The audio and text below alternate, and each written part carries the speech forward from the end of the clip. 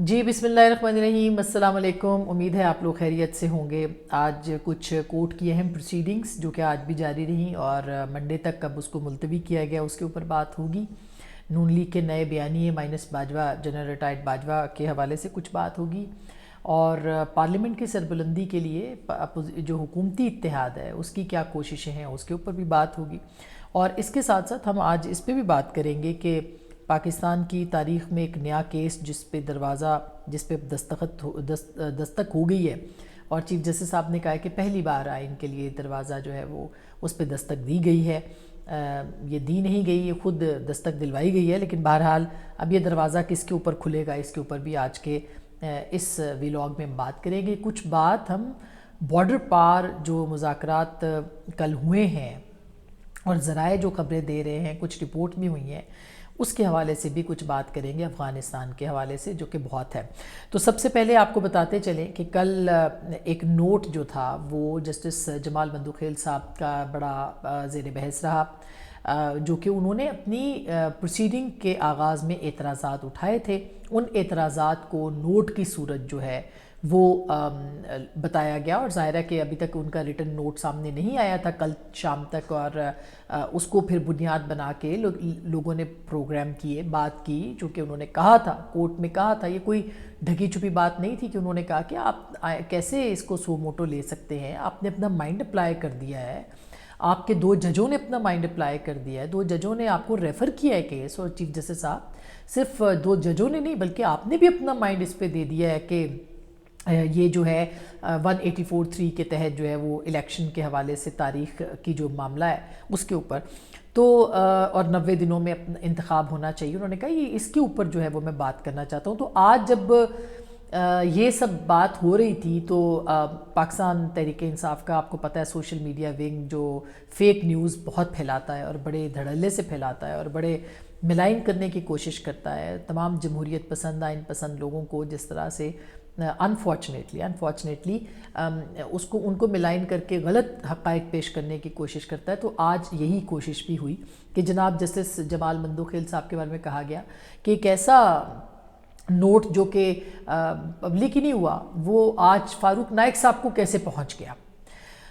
और ये एतराज़ जो है वो उठाया गया। तो उस पर पूछा गया उनसे जब कि आपको कैसे मिला, तो उन्होंने फ़ारूक नाइक साहब जो कि आज हुकूमती इत्तेहाद की जानिब से पेश हुए, PDM जमातों की तरफ से पेश हुए, और उन्होंने दोनों जजों को बेंच से अलग होने का कहा, जिसमें जस्टिस एजाजुल एहसन भी हैं और जस्टिस मज़ाहिर अली अकबर नकवी भी हैं। दोनों को उन्होंने कहा कि आप एतराज़ हमारा बिल्कुल अपनी जगह पे है और हम इसके ऊपर अपना कंटेस्ट करेंगे और देखेंगे कि ये किस तरह से मामला जो है इसको देखना है। लेकिन उसके साथ साथ जब उनसे ये पूछा गया कि आपके पास ये किस तरह से ये चीज़ें आई, तो उन्होंने फरमाया कि कल जब जज साहब ये बात कर रहे थे, क्योंकि तासुर दिया जा रहा था कि शायद PDM के पास ये नोट जो है पहुंचाया गया, तो उन्होंने कहा जब जस्टिस बंदूखेल ये बात कर रहे थे हमारे लॉयर्स मौजूद थे, हमारे लॉयर्स ने इसके ऊपर जो है वो नोट्स लिए और उन नोट्स की बुनियाद के ऊपर आज हम अपना आर्ग्यूमेंट जो है वो बिल्ड कर रहे हैं।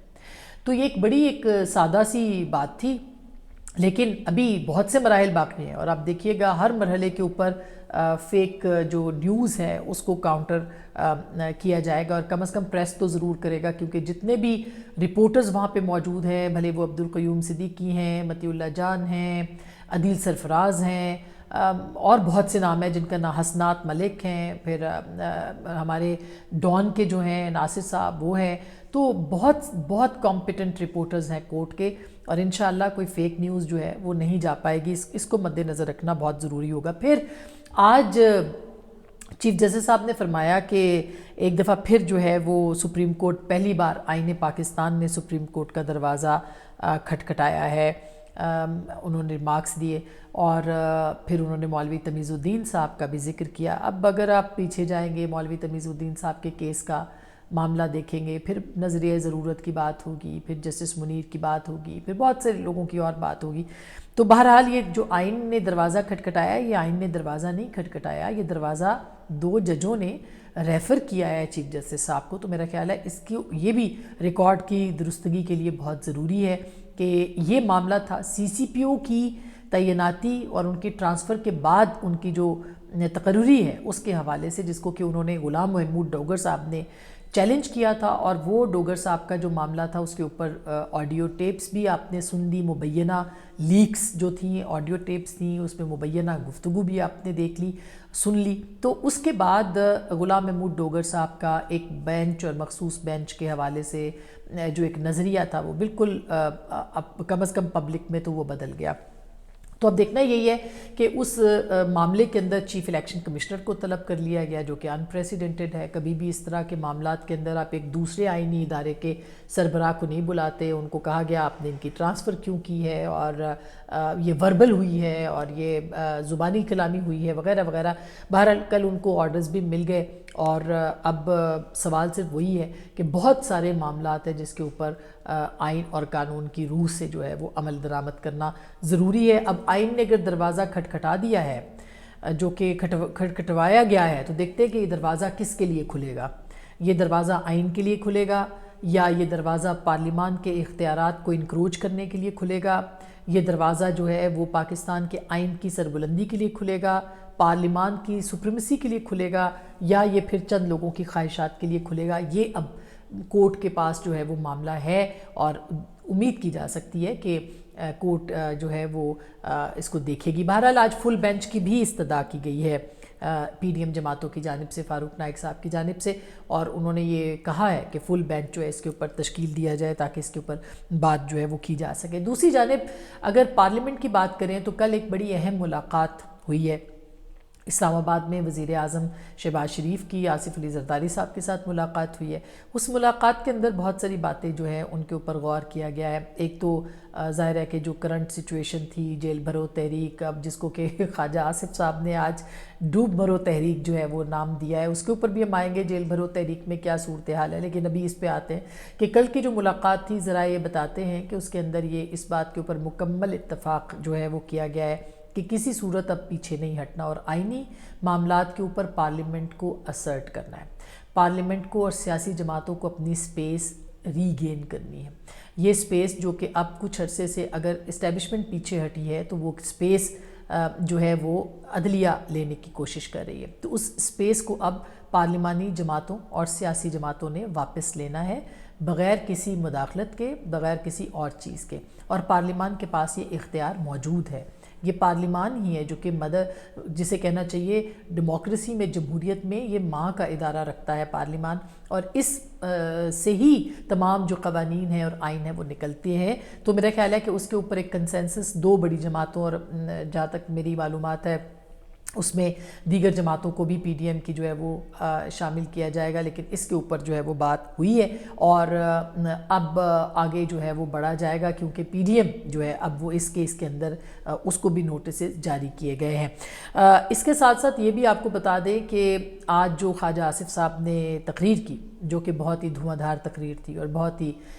ہی بہترین تقریروں میں سے ایک تقریر ہم کہہ سکتے ہیں اس حساب سے کہ جو انہوں نے پاکستان کی پارلیمان کے ساتھ ہوا ہے اس کا بتایا، جو پاکستان کے آئین کے ساتھ ہوا ہے وہ بتایا، جو پاکستان کے آئین اور پاکستان کی پارلیمان کو نظریہ ضرورت نے جس طرح نقصان پہنچایا وہ انہوں نے بتایا، اور ہماری معلومات کے مطابق جو ہے وہ پارلیمان کے پلیٹ فارم پہ ہی اب جو ہے وہ عدالت کے معاملے پہ بھی سوالات زیادہ اٹھیں گے، اور یہ یاد رہے کہ آئینی کور حاصل ہے کہ اگر آپ پارلیمنٹ کے پلیٹ فارم کے اوپر کوئی بات کرتے ہیں تو اس پہ توہین عدالت نہیں لگ سکتی۔ تو اب ایسے لگتا ہے کہ پی ڈی ایم جماعتوں نے اب اس کا فیصلہ کیا ہے کہ پلیٹ فارم جو ہے پارلیمنٹ کا، اس کے اوپر جو ہے وہ بات کی جائے گی۔ سو دیر آئے درست آئے، کم از کم پارلیمان کو ایک ڈیبیٹنگ کلب سے آگے جانا چاہیے، اور پارلیمنٹ کی بالادستی کے لیے کام ہونا چاہیے۔ اس کے ساتھ ساتھ یہ بھی آپ کو بتا دیں کہ جو ایک مریم نواز صاحبہ کا جو ابھی بیانیہ آیا ہے اس کے اوپر بہت بات ہو رہی ہے کل سے، کہ مریم نواز صاحبہ نے یہ جو عدالتوں کے خلاف جو ہے وہ بات کیوں کی ہے، کیوں نہیں کی ہے، ججوں پہ بات کرنی چاہیے تھی، حاضر سروس ججوں پہ بات کرنی چاہیے تھی، نہیں کرنی چاہیے تھی۔ تو دیکھیے جو ماضی ہے وہ تو ماضی ہے ہی ہے، اس کے اندر تو کوئی دوسری رائے نہیں ہے۔ جو موجودہ ججز ہیں ان کے اوپر بات کرنے سے زیادہ، جلسوں میں زیادہ بات کرنے سے بہتر ہے کہ اب یہ معاملہ کورٹ کے اندر ہے، اور کورٹ ایک بہت ہی بہترین پلیٹ فارم ہے جہاں پہ آپ کے میڈیا بھی ہے اور باقی لوگ بھی ہیں، اس پہ بات کرنی چاہیے۔ اس کے علاوہ آپ کو پارلیمان کے اندر بات آپ کر سکتے ہیں تو اس کے اوپر بھی بات کرنی چاہیے۔ جو انٹرسٹنگ بات تھی کل کی تقریر میں وہ یہ تھی کہ 5 ججوں کا جو ٹولہ یا 5 لوگوں کا جو ٹولہ بتایا گیا، اس ٹولے کے اندر جو ہے انہوں نے جنرل فیض حمید کو تو سامنے رکھا۔ بالکل درست بات ہے، جنرل فیض حمید جو تھے وہ ان کو جو آرڈرز ملتے تھے کچھ زیادہ آگے بڑھ کے بھی وہ کھیلتے رہے ہیں، لیکن کچھ آرڈرز کے مطابق بھی وہ چلتے تھے۔ جو بیانیہ اور جو پالیسی تھی وہ ظاہر ہے کہ ادارے کے سربراہ کی تھی، اور اس وقت سربراہ جو تھے وہ جنرل ریٹائرڈ، اب جو ہے وہ ریٹائرڈ ہو چکے ہیں، قمر جاوید باجوہ صاحب تھے۔ تو باجوہ صاحب کی پالیسیز تھیں جن کو کہ وہ جس پہ عمل درآمد کرتے تھے۔ تو حیرت انگیز بات ہے کہ کل جو 5 کا ٹولہ بتایا گیا اس میں مریم نواز صاحبہ نے ان کو معاف کر دیا، ان کو سائیڈ پہ کر دیا، ان کے تمام گناہ لگتا ہے کہ پی ایم ایل این نے معاف کر دیے ہیں۔ اور آپ کو یاد ہوگا کہ اسلام آباد ہائی کورٹ میں اب نہیں، کوئی 2 سال پہلے تقریباً مریم صاحبہ نے ایک بات کی تھی جس میں انہوں نے کہا تھا کہ اگر آپ اس طرح کی بات کریں گے تو پھر ہم آپ کو جو ہے نا وہ کفارہ آپ کو ادا کرنا پڑے گا۔ یہ لفظ جو تھے وہ انہوں نے استعمال کیے تھے اور ہم نے اپنے پروگرام میں بھی اس کا ذکر کیا تھا۔ تو ایسے لگتا ہے کہ وہ کفارہ جو ہے وہ جنرل ریٹائرڈ باجوہ جو ہے وہ ادا کر چکے ہیں، اور وہ کفارہ کس صورت میں ہے؟ وہ کفارہ ظاہر ہے کہ انہوں نے جو اپنی پالیسیز بنائی تھیں، جو کہ ان بعد میں انہوں نے بہت جگہوں پہ کہا بھی کہ غلط پالیسیز تھیں، ان غلط پالیسیز کو درست کر کے جو ہے وہ انہوں نے درست سمت میں لے جا کے انہوں نے اپنا کفارہ ادا کیا۔ یہ الگ بات ہے کہ پاکستان جو ہے نسلوں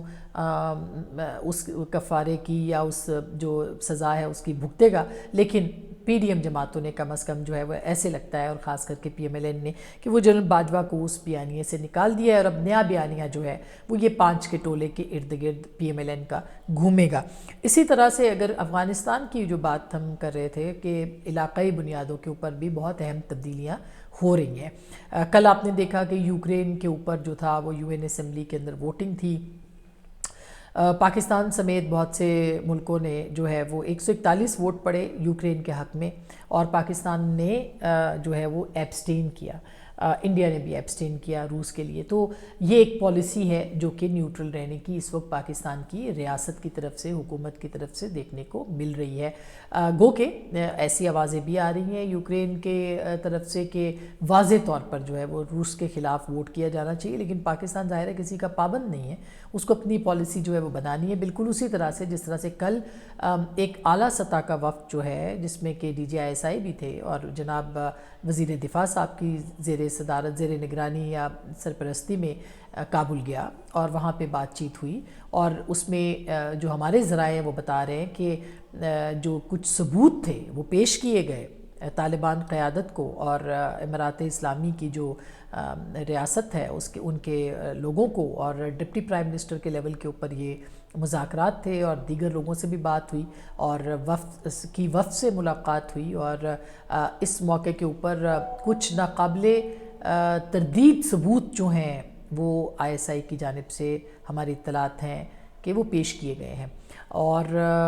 ہم تو خیر بہت عرصے سے کہہ رہے ہیں کہ ٹی ٹی پی سے الگ نہیں ہے، لیکن بہرحال اب ریاست جو ہے وہ اس نتیجے پہ شاید پہنچ رہی ہے، جو کہ اچھی بات ہے، اور اللہ کرے کہ پہنچتی رہے، اور جو پاکستان کی ریاست کے خلاف جو کام کر رہے ہیں ان کو جو ہے وہ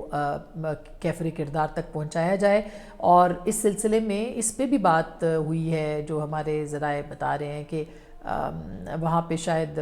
جو پچھلا معاہدہ تھا اس کی بھی باز گشت رہی ہے کہ وہ کیا معاہدہ تھا، یعنی موجودہ جو اسٹیبلشمنٹ ہے اس کو بھی یہ نہیں پتا کہ پچھلا معاہدہ کیا طے کیا گیا تھا۔ یاد ہوگا آپ کو جنرل فیض گئے تھے اور پھر انہوں نے چائے کا کپ جو تھا وہ کہا تھا کہ every thing is all right, اور سب چیزیں بہتر ہو جائیں گی اور وغیرہ وغیرہ۔ تو یہ جو تھا اس کے بعد پھر کیا کیا ہوا، اور پھر پچھلے کچھ عرصے سے پاکستان میں دہشت گردی نے سر اٹھایا، تو ناقابل تردید ثبوت پیش کیے گئے ہیں، اور ایسے ناقابل تردید تھے کہ ان کو تسلیم کرنا پڑا افغانستان کی ریاست کے لوگوں کو، ان کے جو حکمران ہیں ان کو، اور انہوں نے وعدہ بھی کیا ہے کہ اب وہ اس معاملے کے اوپر کارروائی کریں گے، لیکن یہ تو جب ہوگا جب دیکھا جائے گا۔ اچھی بات یہ ہے کہ پاکستان جو ہے وہ اس کو ریئلائز ہو گیا ہے کہ ٹی ٹی اے اور ٹی ٹی پی جو ہے وہ الگ الگ نہیں ہے۔ اور آپ کو یاد ہوگا کہ جو پارلیمان کی کیمرہ بریفنگ تھی جس میں جنرل فیض بھی تھے، جنرل باجوہ بھی تھے، ہم نے اس وقت بھی اس پہ لکھا بھی تھا، بولا بھی تھا۔ اس وقت یہ پہلے یعنی 2 بریفنگز ہوئی، جو پہلی بریفنگ تھی اس پہ کہا گیا کہ یہ دونوں ایک ہی ہیں، تو میں نے تو اس پہ کالم بھی لکھا کہ یہ دونوں ایک ہیں، یہ اب ریئلائز ہوا ہے، ٹی ٹی پی اور ٹی ٹی اے، اور دونوں جڑے ہوئے ہیں ایک دوسرے کے ساتھ، لیکن پاکستان کی حکومت کو اس کا اندازہ اس وقت حکومت کو اور ریاست کو نہ ہوا۔ اس کے بعد پھر آپ نے دیکھا کہ وہاں پہ